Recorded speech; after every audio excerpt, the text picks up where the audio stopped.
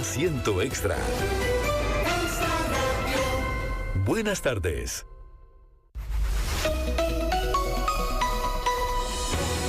Muy buenas tardes, 2 de la tarde con 2 minutos. Bienvenidos a esta nueva emisión de Asiento Extra, este espacio en el que los directores de los diferentes medios del Grupo Extra compartimos con ustedes algunos de los temas de más actualidad y profundizamos precisamente en algunos de estos temas para llevarles a ustedes otra perspectiva un poco más profunda de la situación que se está dando a nivel nacional e internacional. Un servidor de ustedes, Paulo Ulloa, les saluda en esta tarde de miércoles, bastante soleada, por lo menos aquí en nuestros estudios en San Juan de Tibás, para darles a ustedes también algunas situaciones propias de el acontecer nacional.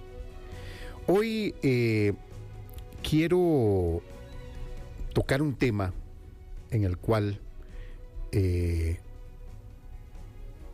considero en lo personal es una de las más fuertes e importantes cambios que se han dado a nivel social en nuestro país en los últimos años. Recordemos que desde 1940, que entró a regir el Código de Trabajo, que se dio la aprobación de las garantías sociales, que nació la Caja Costarricense del Seguro Social, que nació la Universidad de Costa Rica. Se dieron algunas leyes importantes en materia social que reformaron lo que se venía dando en una Costa Rica de primera mitad del siglo XX y luego que ha quedado plasmado en todo lo que hacemos. Desde ese entonces, esos iniciativas de carácter social eran muy difíciles de que se dieran y necesitaban de muchos procesos, de muchos años, de muchos avances y de que prácticamente el país se pusiera de acuerdo en un momento en donde ya comenzaba a ponerse en desacuerdo. Era mucho más fácil ponerse en desacuerdo, mucho más fácil que ahora ponerse en desacuerdo.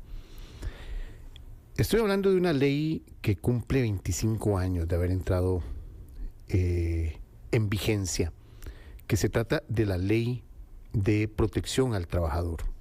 Se cumplieron esos 25 años este pasado martes 18 de febrero.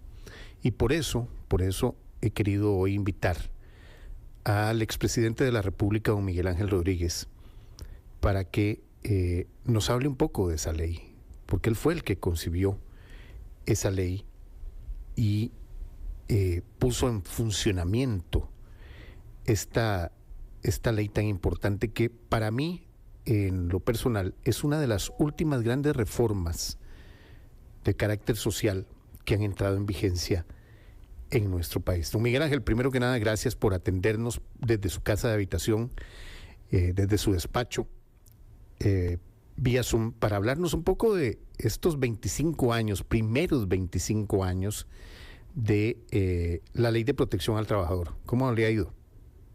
Muchas gracias, Paul. Muy agradecido por la invitación. Muy contento de estar en Asiento Extra, de estar en uno de los medios de Grupo Extra. Tengo el gusto y el honor de que hace muchos años tengo una columna los lunes en Diario Extra, así es que me siento muy contento de poder estar en esta conversación con usted y le agradezco mucho la invitación.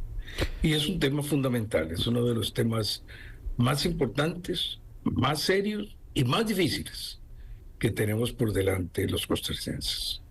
Sí, es un tema que podríamos decir que no ha pasado de moda porque nos estamos enfrentando. Bueno, yo vengo oyendo de estos cambios en nuestras pensiones desde que empecé a trabajar, y estoy hablando de hace más de 30 y tantos años. Y llegó ese esa ley de protección al trabajador y se dio un respiro importante. Se dio un respiro, o sea, eso lo que nos dijeron hace 25 años, era un respiro importante para el sistema de pensiones y era un respiro importante en pro del trabajador.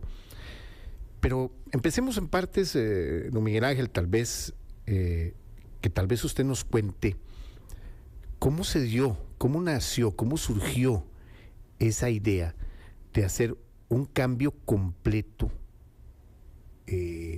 a lo que se venía dando, que es entonces, y en medio de muchas ideas y muchas voces que no necesariamente estaban a favor, que tenían muchas dudas de este nuevo sistema. Así es, los cambios siempre son difíciles. Los seres humanos vivimos enfrentados con dos intereses, dos maneras de actuar opuestas. Por un lado está la innovación, la posibilidad de la transformación, el hacer cosas nuevas. Eso nos atrae, nos interesa. Pero por otro lado está la conservación, el miedo al cambio, el miedo a las diferencias, qué va a ocurrir. Vivimos en un mundo de incertidumbre, somos ignorantes, nuestro conocimiento es muy limitado. De manera que con razón tenemos que también equilibrar el cambio. Es importante innovar, es importante mejorar, es importante buscar el amor, pero a veces los cambios no son para lo bueno. Entonces la gente con razón tiene preocupación. Por eso, en general, el cambio es difícil. Y cuando el cambio involucra algo tan trascendental para las personas como sistema de previsión, esto es importantísimo. Ya desde el siglo XIX, cuando en Alemania con Bismarck, canciller Bismarck, nace los seguros sociales, se está respondiendo a un cambio de época. En la familia tradicional, más de un mundo más agrícola, de un mundo más rural, el cuidado de los viejos es la tarea de la familia. Son los hijos los que van a preocuparse por los viejos. El niño llega al mundo y muy temprano empieza a trabajar. No son muchos años de educación, es ir al trabajo temprano. La expectativa de vida es corta y la vejez es corta. Y no son todos los que llegan a muchos años de viejos, son una minoría muy grande. Entonces, el sistema trabaja a través de la familia, la solidaridad dentro de la familia.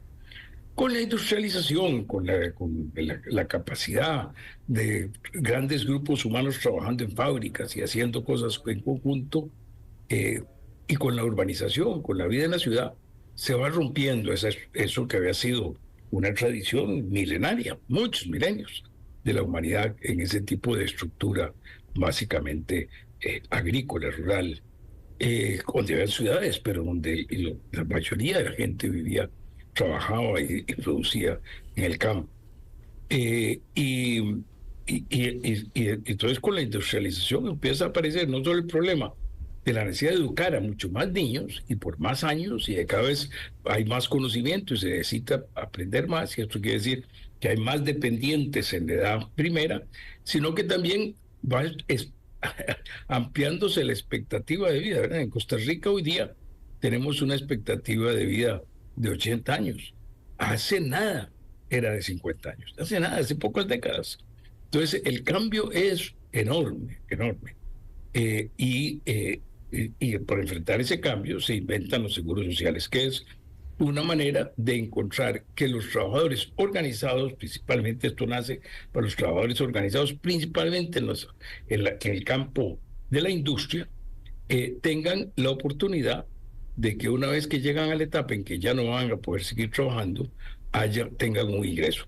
Y ese ingreso se acumulaba principalmente, el sistema tradicional era en un fondo común, un fondo manejado por el Estado, un fondo estatal, en el cual contribuían las personas trabajadoras, las empresas y el Estado. Y de ahí se hacía un fondo de capitalización y eso se iba guardando, y con los réditos de ese fondo se atendían las pensiones que se le garantizaban a la gente. Eso funcionó muy bien, sobre todo al principio de cada régimen, porque las cantidades de pensionados eran pocos. La gente empezaba a trabajar, empezaba a cotizar, los que se iban pensionando eran pocos. Y con el crecimiento de la población, en una pirámide, la gente que entraba a la fuerza laboral era mucho más que la gente que entraba a la edad de pensión.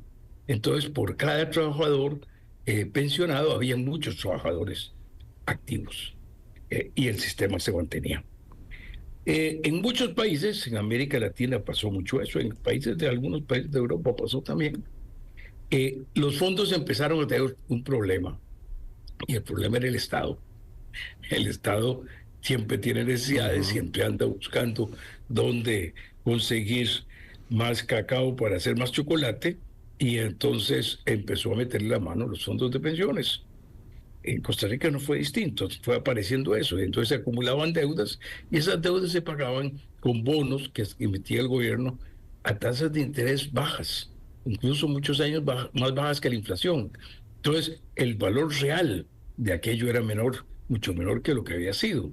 Y entonces los fondos se fueron haciendo cada vez más débiles. Ya para los años, por otro lado, había que expandir el Seguro Social. La gran reforma del doctor Calderón Guardia de los años 40 fue inicialmente para los trabajadores no agrícolas, trabajadores formales no agrícolas.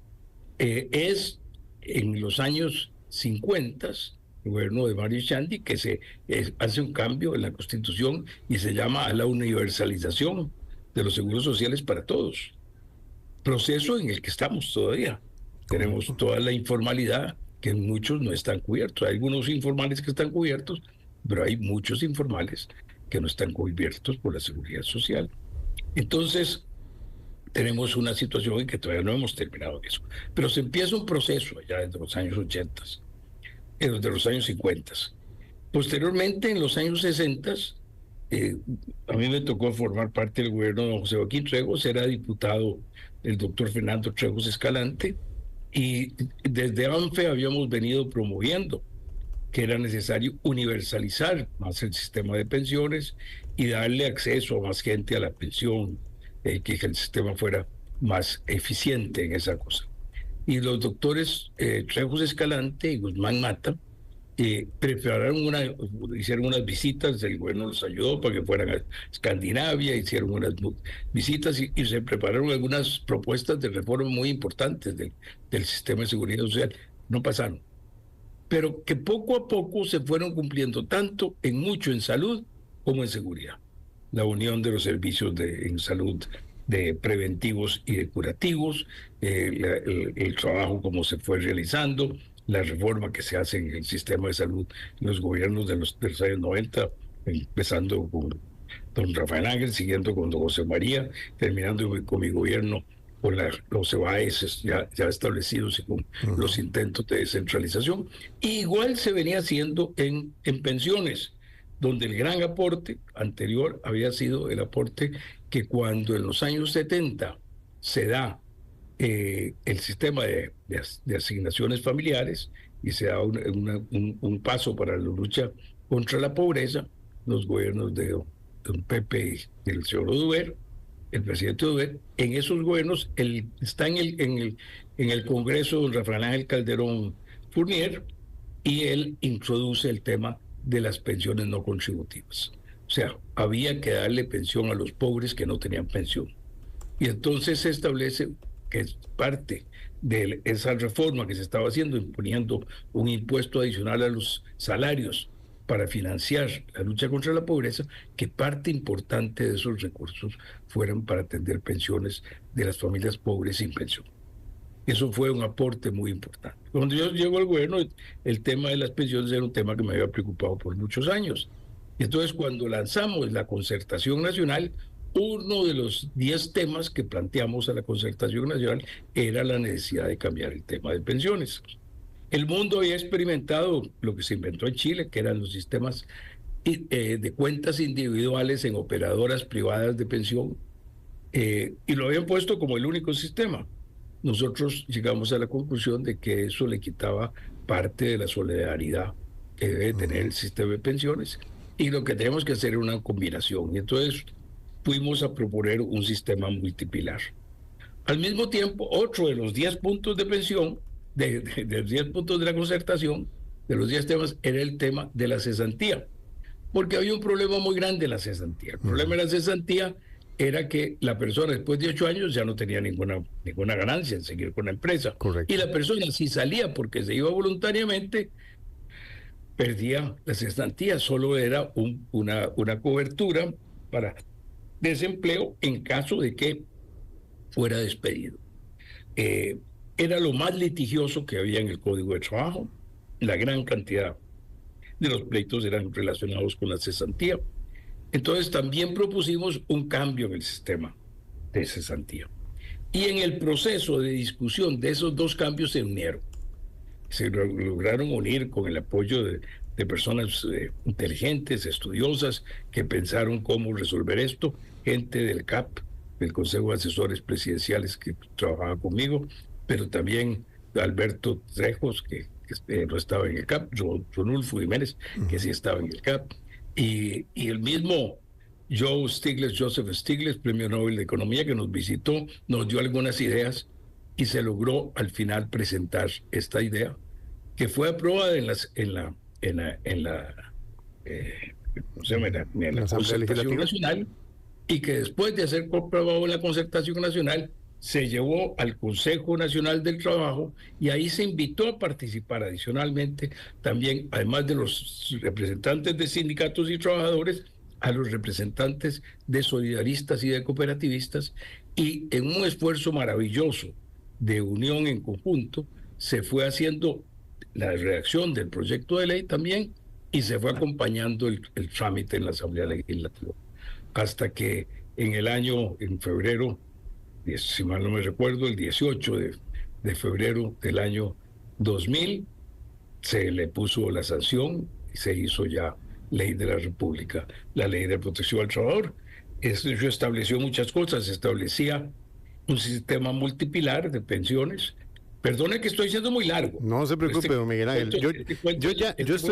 Yo estoy anotando ahí algunas cosas, okay, pero no se preocupe, porque sí, esta parte de contexto histórico es importante.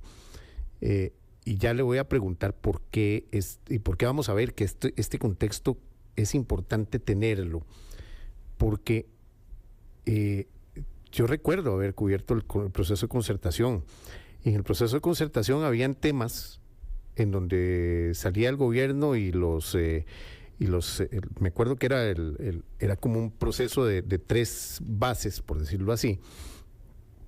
Y había veces en que dos partes de este proceso se pegaban unas agarradas de pelo con el gobierno, y en otras, como en este caso, se hicieron observaciones muy importantes y aportes que yo no recuerdo.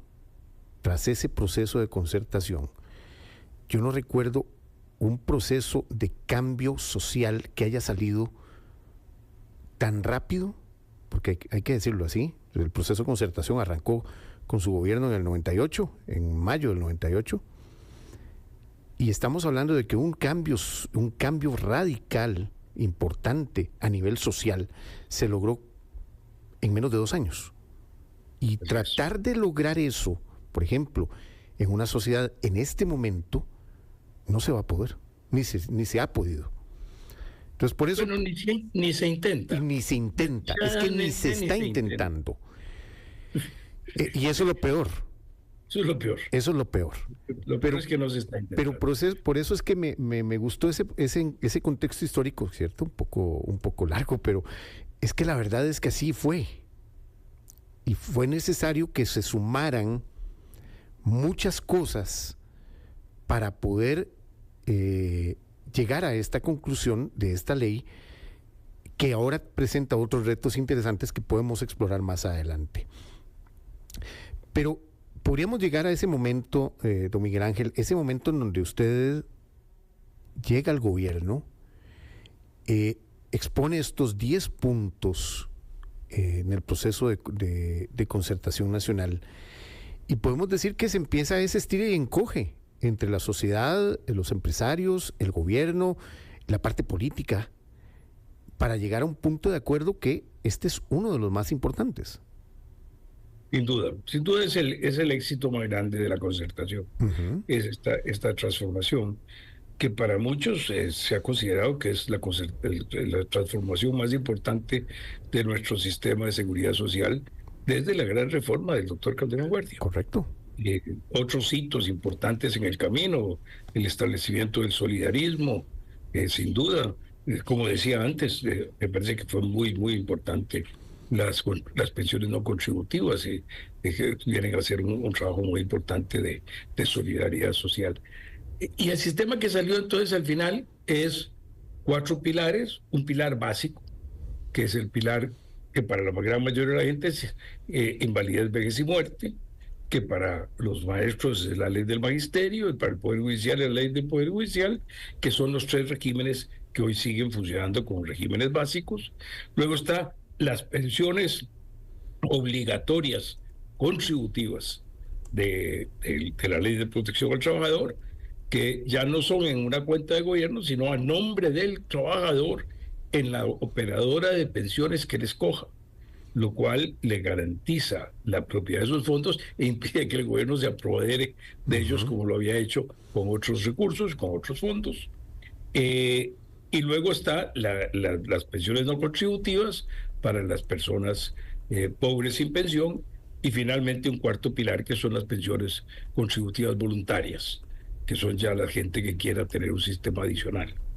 La idea nuestra era de que los parámetros de invalidez, vejez y muerte hacían que cada vez iba a ir necesitándose aumento de la cuota, disminución en el monto de la pensión de invalidez, vejez y muerte y extensión del periodo de trabajo, o sea, que se mencionara más tarde.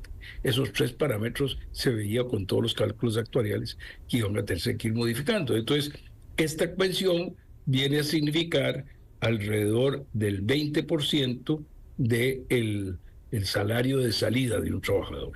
Y esto en la actualidad significa prácticamente 2/3 de la pensión de una persona.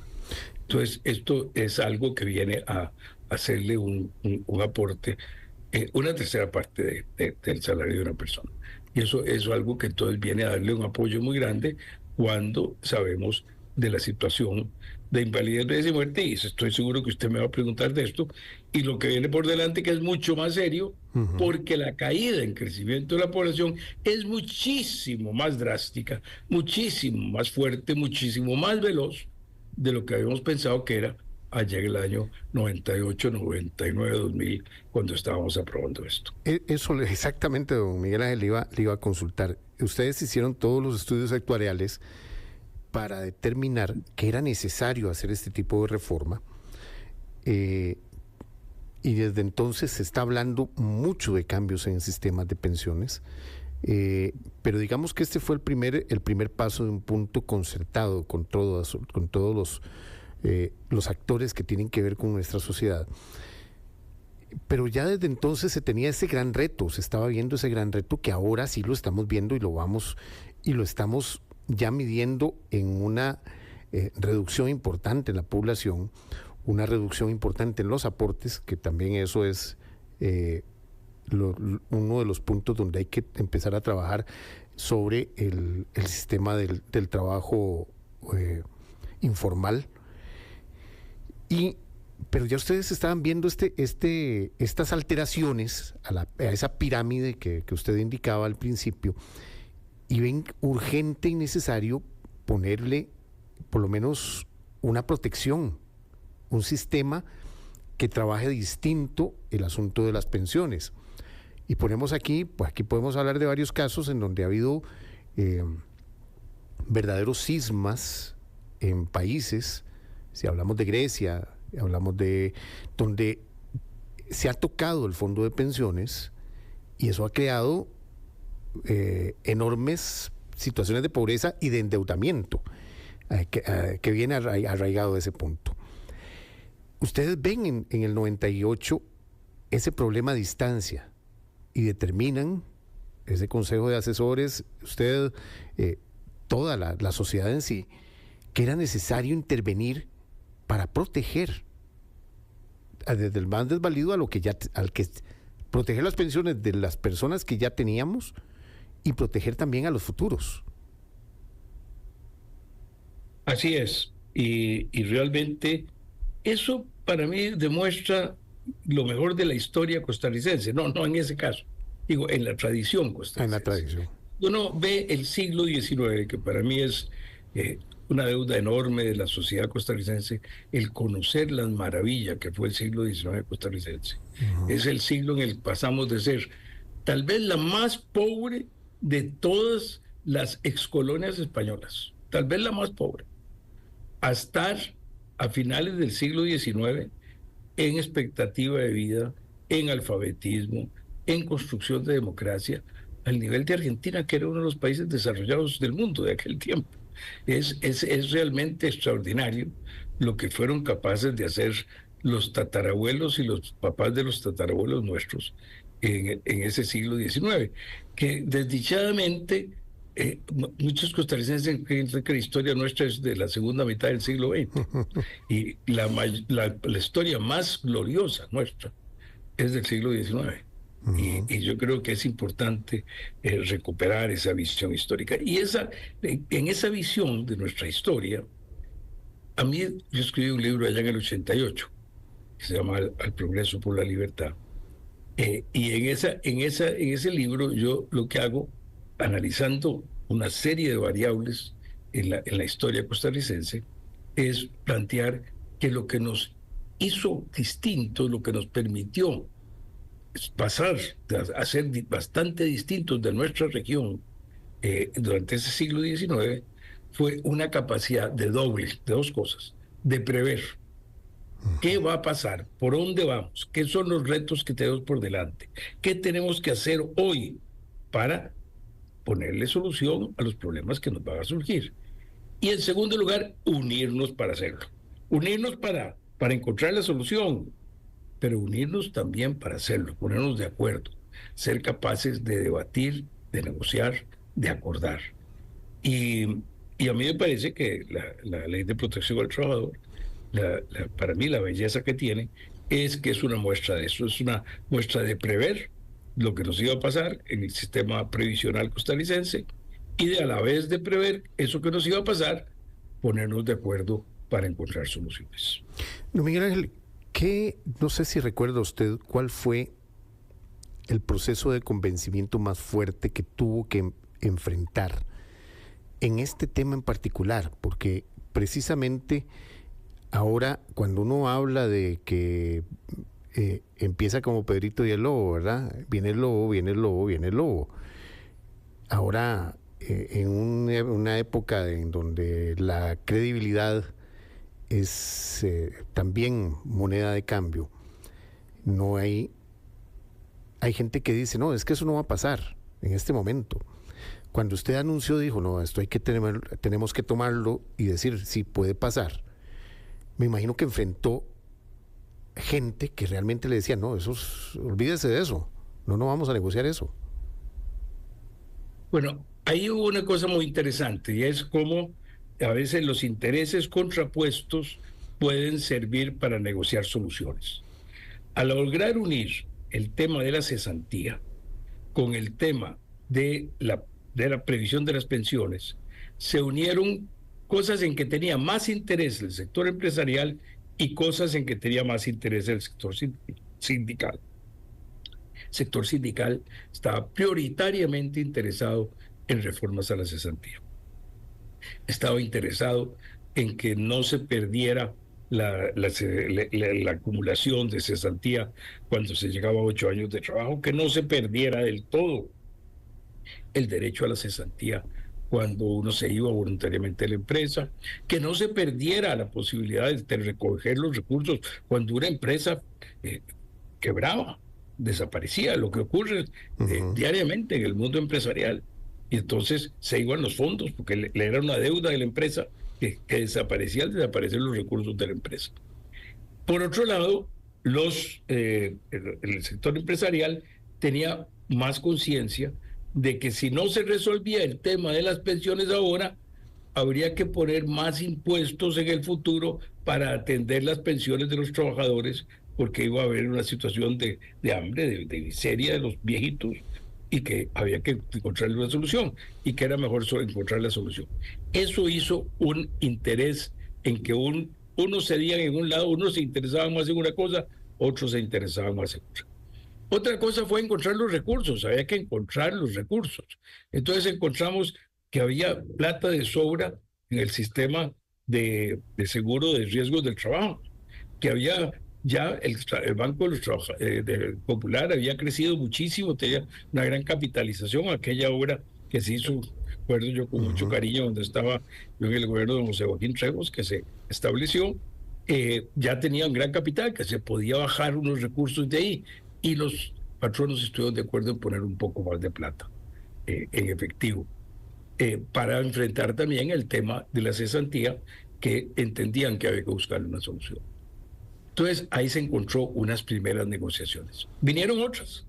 Eran muy diferentes los intereses de solidaristas, que ya tenían unos sistemas previsionales propios y que veían que esto no les agregaba mucho, porque lo que ellos estaban haciendo a nivel de cada empresa, ahora lo iban a hacer a nivel general, y los sindicatos que lo que tenían era interés en que se hiciera a nivel general.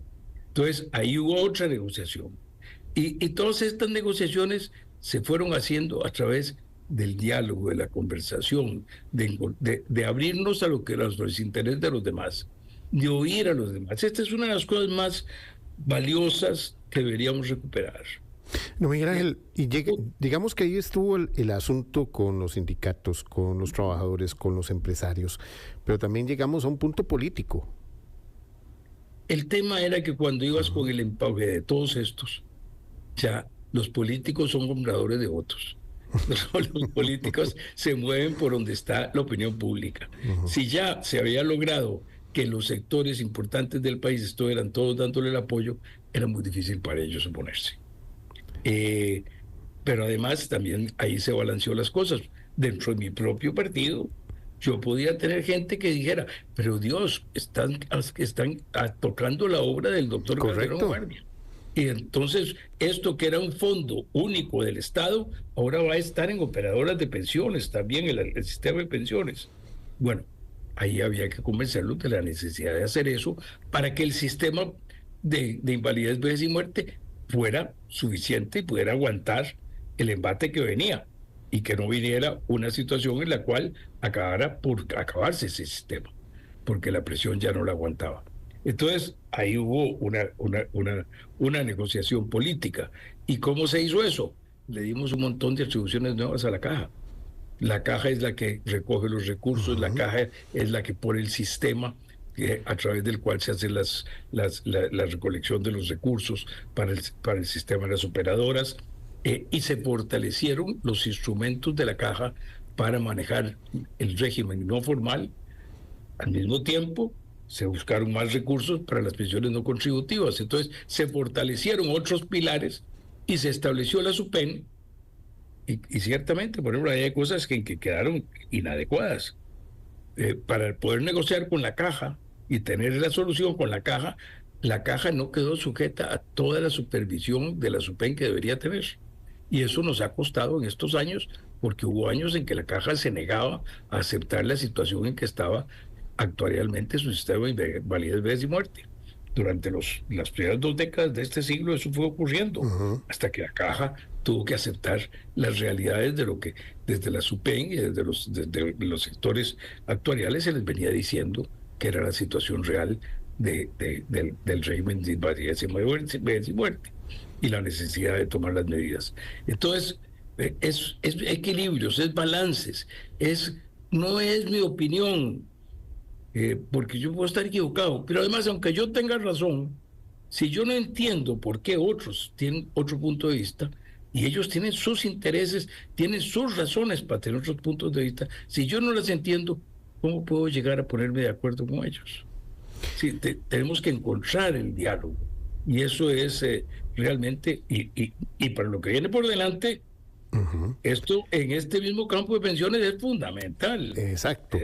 Esto es importantísimo. Don Miguel, a eso iba porque sí, vamos avanzando y quiero que avancemos. Bueno, llegó el momento ya en que se firma la ley, empieza a implementarse la ley, empiezan a darnos estas ideas de fondos, por lo menos a los trabajadores, los fondos de contributivos de forma voluntaria, las pensiones contributivas voluntarias, que es una buena idea de que tener un fondo de pensiones voluntario que venga a llenar un poco también ese vacío que va a tener la pensión al final. Empezamos a oír de operadoras de pensiones, empezamos a oír también de que hay restricciones, hablar de no de ganancias, sino de atribuciones, hemos variado ese sistema, ese lenguaje que hay sobre el fondo de pensiones, sobre las pensiones que antes nada más esperábamos a cumplir los 60 años y ya a recibir la pensión por parte de la caja. Empieza a cambiar eso. Es los primeros 25 años de los fondos de pensiones, por decirlo así, y ya comienzan a verse retos importantes. No sé cuál es su opinión, por ejemplo, de que en este momento hayamos vivido dos crisis importantes a nivel de fondos de pensiones sobre el aspecto de cómo se invierten estos fondos de pensiones y cuáles son los retos. Un cambio importante que viene ahora, que son los fondos generacionales. ¿Cómo lo ve usted?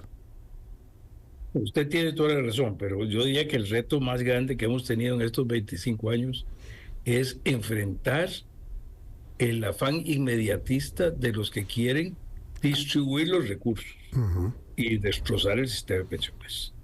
Eso ha estado presente muchas veces y ha sido una lucha en la cual, gracias a Dios, Costa Rica no ha hecho lo que otros países. Hay países que han debilitado totalmente sus sistemas de pensiones porque han caído en la tentación de repartir hoy lo que es necesario para mañana.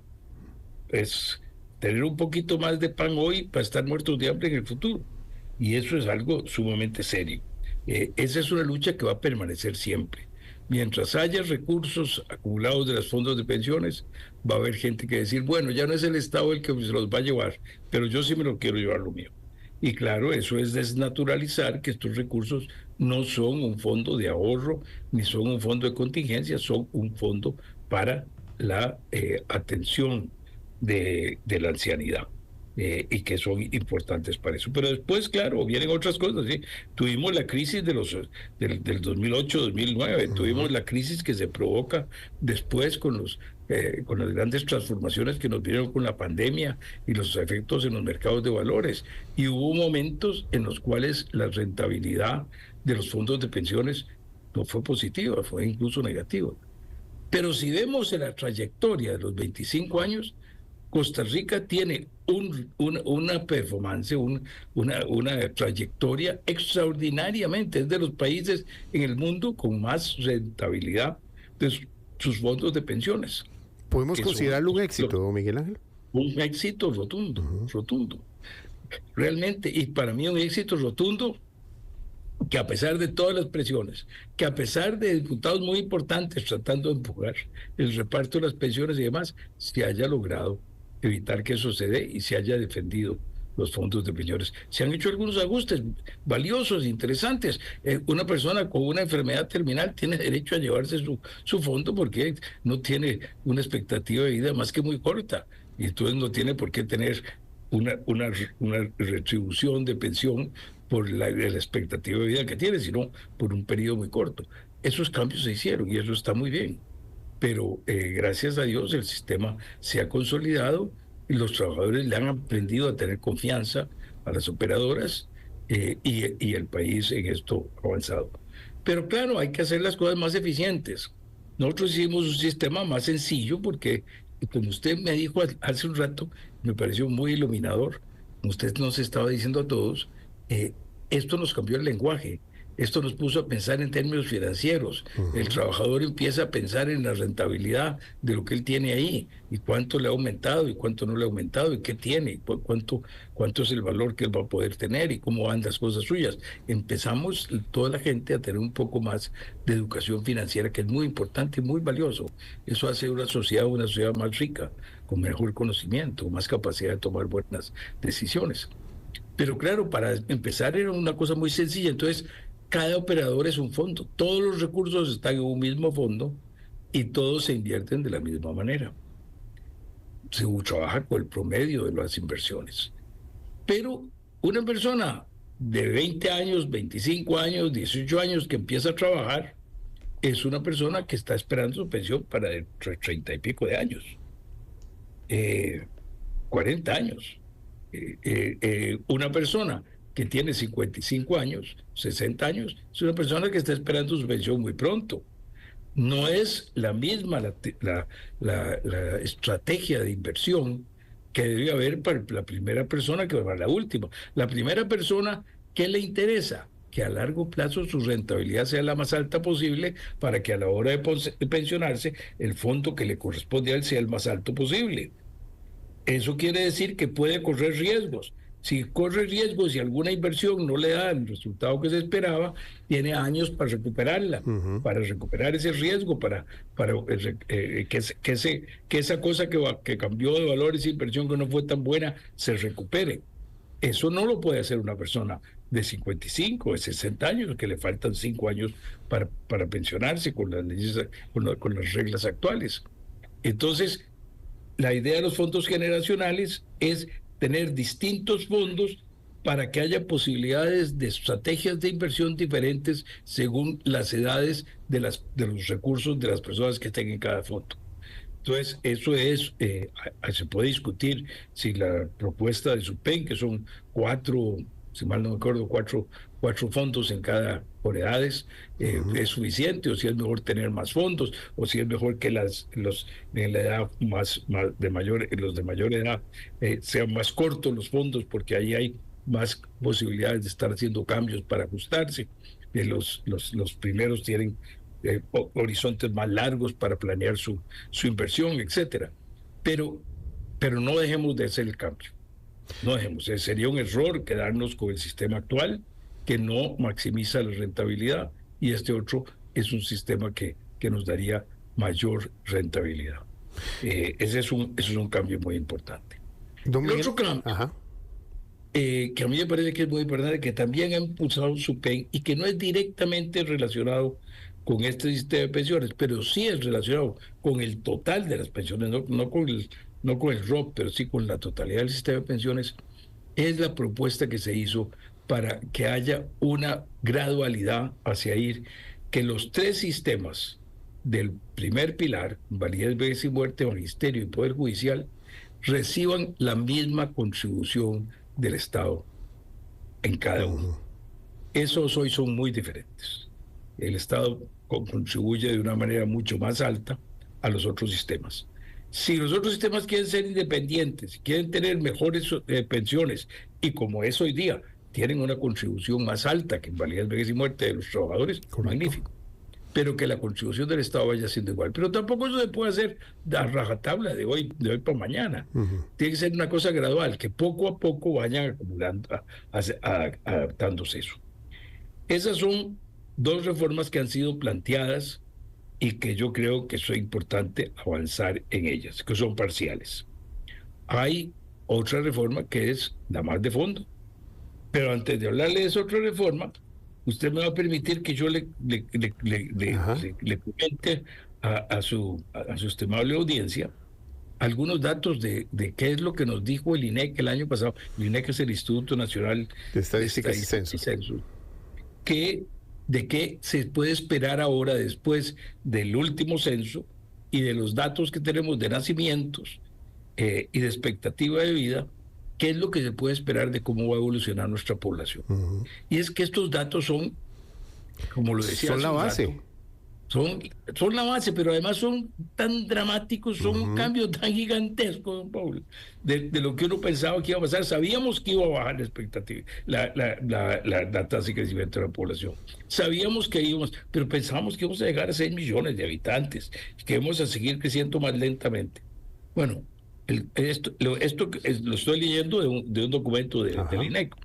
El país muestra una sostenida desaceleración en el crecimiento, de la población se trata. Incluso llegará el momento en que la población empezará a disminuir, lo cual se proyecta suceda alrededor de 2045. La población para 2025 está estimada en 5.191.000 personas. Llegará a un valor máximo en 2044 de 5.439.000, ni siquiera 5 millones y medio. No, ya no es que no llegamos a 6 millones, no vamos a llegar ni a 5 millones y medio. Y de ahí para adelante empieza el decrecimiento. ¿Qué se espera para finales de este siglo, don Pablo? 6.422.000 personas. Volvemos al... 1.700.000 personas menos que ahora. Al país chiquitico. País chiquitico. Al país chiquitico. Entonces, esto tiene un impacto terrible. Si lo queremos ver con relación a las pensiones, el tema más importante es ver cuántos trabajadores activos hay por cada pensionado, ¿verdad? Porque los activos son los que están contribuyendo a las pensiones, que son un fondo común. En las individuales, cada uno contribuye a su pensión. Sí, pero en las de invalidez, vejez y muerte, en magisterio, en el Poder Judicial, tenemos un sistema de un fondo. Correcto. Y entonces, en 1950, en Costa Rica teníamos 9 trabajadores cotizando activos por cada persona mayor de 65 años. Imagínense. 9. Para el cambio de siglo, para el año 2000, había bajado a 6. Esto es cuando estábamos trabajando en la ley de protección al trabajador. Correcto. Ya sabíamos que habíamos bajado de 9 a 6 y sabíamos que iba a seguir bajando. Pero creímos que esto iba a seguir poco a poco bajando.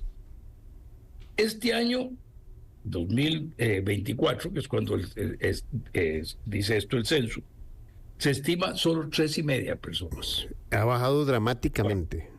Y para el año, a mediados de este siglo, va a haber menos de 1.5, 1.43. Wow. Y a finales de siglo va a haber 0.58 trabajador por cada trabajador pensionado, por cada persona mayor de 65 años. Bueno, esto significa que lo que tenemos hoy día, con todo lo que hicimos en el año 2000, y con las mejoras que hagamos con los fondos generacionales, no es suficiente. Me toca usted un tema, don Miguel Ángel, y ya en la recta final de este programa, que hemos estado y estamos poniendo en la mesa la discusión, o por lo menos la caja lo puso en un borrador del cual después se dijo, sobre la edad, aumentar la edad de pensión a los 70 años. Pero este punto, como usted lo indica, va más allá de eso. Es necesario reformar y pensar ya en reformar todo el sistema de pensiones de nuestro país para hacerlo de alguna forma sostenible. Pero ahí vamos también, va a haber mucha gente perjudicada. Bueno, yo creo que lo que hay es que asumir, pues uno puede verlo que es que uno se perjudica si en el presente tiene que tomar medidas para asegurar su futuro. Pero la verdad es que uno no se perjudica. Lo que si piensa a futuro. Si piensa a futuro no se perjudica. Ajá. Uno tiene que ver la vida de uno en conjunto. Correcto. No solo el día de hoy. No podemos ser tan inmediatistas. Pero sí requiere cambios muy sustanciales. El SUPEN el año pasado, Superintendencia de Pensiones el año pasado, inició un proceso que desdichadamente no ha tenido el impacto que yo creí que iba a tener. Que era un proceso para tratar de armar una discusión nacional sobre este tema, de manera que en este año político en que estamos, hubiera una discusión de fondo sobre este tema y los partidos políticos fueran entrando a tomar posiciones sobre este tema. No se ha logrado. Pero la SUPEN hizo propuestas más concretas en la Academia de Centroamérica, Eduardo Lizano, yo hemos estado haciendo algunas propuestas concretas sobre esto. Básicamente, en el caso nuestro, estamos de acuerdo en ir a una pensión básica universal. ¿Qué es esto? Es la idea de que al llegar a la edad de pensión, y ahora después podemos hablar de la edad de pensión, al llegar a la edad de pensión, todas las personas, todos los costarricenses, tengan una pensión asegurada, que es una pensión básica. Esa pensión básica se le da a todos. Entonces, invalidez, vejez y muerte, arranca la pensión de ahí para adelante. Digamos, si la pensión básica es 100,000, la pensión de invalidez, vejez y muerte arranca para completar de 100,000 en adelante. Y eso hace que se le quite una carga muy importante a los regímenes básicos, que son los que tienen problema actuarial, sobre todo invalidez, vejez y muerte. Entonces esto ayuda a resolver. ¿Cómo financiar eso? Exacto, no eso iba. No puede financiarse con salarios. Sí, lo que es claro es que no se puede financiar con salarios. La base salarial va a ser de una proporción de población menor. Entonces tiene que financiarse con otro tipo de impuestos.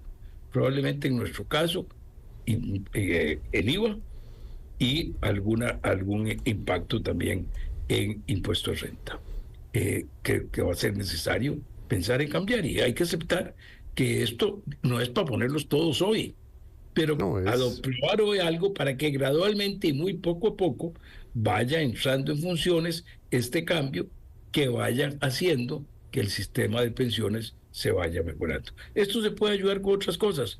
Bueno, estamos hablando de la posibilidad de la venta del Banco Costa Rica o de la venta del 50%, el 59% del INSS, yo no sé por qué no del 100%. El Estado no tiene ninguna necesidad de tener una compañía de seguros si hay un mercado competitivo abierto.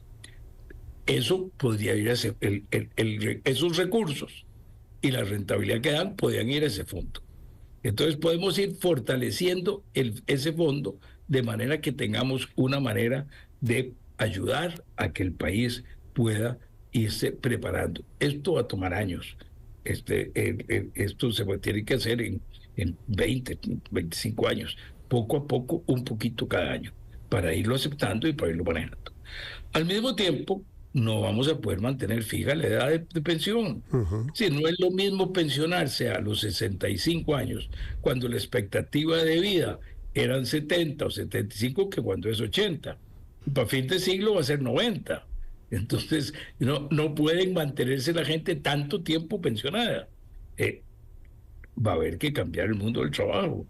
Va a haber que tener tipos de trabajo de tiempo parcial, pensiones parciales, posibilidades de algún tipo de ayuda para hacer algún tipo de trabajos en que haya una parte de ingresos, más parte de la vida. Porque si vivimos más más saludablemente, vamos a, incluso, yo lo digo, por necesidad, uno tiene necesidad de sentirse activo, de sentirse ocupado, de sentirse haciendo. Yo a nadie les recomiendo que se retire así como dejar la vida activa totalmente. De golpe. Eso es muy jodido. Mucho de golpe, no se debe. Es como empezarse a morir muy rápido y morirse mentalmente. Pero esto requiere un montón de discusión, requiere un liderato político que asuma estas cosas y empiece a dirigir el país en esta dirección, y requiere que las fuerzas políticas, empresariales, sindicales, solidaristas, cooperativistas del país empiecen a pensar en este tema. No es que tengamos que tomar la resolución ya, pero sí en los próximos pocos años. Pero sí, don Miguel Ángel, debe ser tema en esta campaña que ya viene, debe ser uno de los temas que los costarricenses como electores debemos exigir a los partidos políticos que ya tomen posición sobre este tema y ya empezarlo a discutir en la próxima campaña electoral y en el próximo gobierno. Tiene usted toda la razón, don Paul. En esta campaña no pueden estar ausentes el tema de seguridad ciudadana, que es probablemente el tema más urgente. No el más importante, pero el más urgente. Correcto. Porque eso nos está afectando todos los días de una manera cruel Y como van las cosas este año, vamos a tener un año peor que todos los anteriores. En feminicidios, en crímenes colectivos, en que mueren varias personas, en personas que no tienen nada que ver con la lucha entre pandillas, que son víctimas colaterales. Qué terrible. Este año va terrible. Entonces, ese es un tema más urgente. El de más de fondo de todos es el de educación. Y que el problema más serio que tiene nuestro sistema de educación es que la gente no cree que tengamos un problema de educación. Y tenemos un seriosísimo problema de educación porque estamos atrasados en cobertura de secundaria. Atrasados. Muy atrasados con respecto a América Latina, no con respecto a Francia, Estados Unidos, con respecto a 11 países de América Latina. Estamos atrasados, muy atrasados en enseñanza universitaria, con respecto a países de América Latina, de nuevo, no con respecto a países europeos o los Estados Unidos o Japón. Entonces, realmente nosotros tenemos que tener conciencia de eso. Y no es solo cobertura, es la calidad. Los exámenes de PISA, entramos en 2009 por primera vez a hacerlos, 2009, 2012, 2015, 2018, 2022, la pandemia fue un año más tarde, y en todos vamos bajando en el conocimiento, en la capacidad de aplicación, no en el conocimiento teórico, sino en la capacidad de aplicación de matemáticas, de ciencia, de lenguaje de nuestros muchachos de 15 años. En todos estamos bajos y vamos bajando. Entonces tenemos ahí un problema serísimo. Y tenemos el tercer problema, otro problema muy serio de salud. No podemos tener un tercio de la población. No puede ser que tengamos una cuarta parte de la población de nuestra con atrasos en la atención de salud. Que haya unos 200, 300 mil personas en listas de espera, es normal, eso pasa en Inglaterra, esas proporciones, y pasa en los países escandinavos. Pero estas proporciones que tenemos hoy día no pueden ser aceptables. Entonces es otro problema, y el envejecimiento de la población lo va a agravar de nuevo, porque los viejitos somos más caros de mantener en salud que los jóvenes. Entonces, eso hace la cosa más complicada. Y pensiones. Esos son los grandes problemas. Don Miguel Ángel, esos son los grandes problemas. Quiero agradecerle, el tiempo nos alcanzó. Quiero agradecerle que nos haya acompañado esta tarde aquí en Asiento Extra. Esto da para más. Vamos a tener que programar otra cita con usted para hablar un poquito más precisamente sobre estos retos a futuro que deben ser tomados en cuenta en esta campaña electoral. Don Miguel Ángel, muy buenas tardes. Muchísimas gracias por habernos acompañado y espero que esté bien. Gracias, don Paul. Gracias, Polo. Yo de verdad que yo soy el agradecido con usted. Esto es algo muy importante para Costa Rica, hablar en serio de fondo sobre los temas. Qué dicha que está usted en estas cosas, qué dicha que Radio Extra está en estas actividades. Muchísimas gracias, don Miguel Ángel. Yo le pido que después me mande el enlace para el programa. Sí. No, esto se repite hoy a las 8 de la noche a través de Extra Radio y tenemos la repetición también a través de Extra TV 42 a las 10:30 de la noche. Por supuesto, ya se lo mandamos. Don Miguel Ángel, muy buenas tardes. Muchísimas gracias. Buenas tardes. Y gracias a ustedes, amigos, por habernos acompañado. Son las 3 en punto, me estoy pasando ya del tiempo. La tía ya me está haciendo algunos ojitos. Ya viene ella y todo el equipo de producción de Extra Radio para mucho que contar. Muy buenas tardes, que la pasen bien.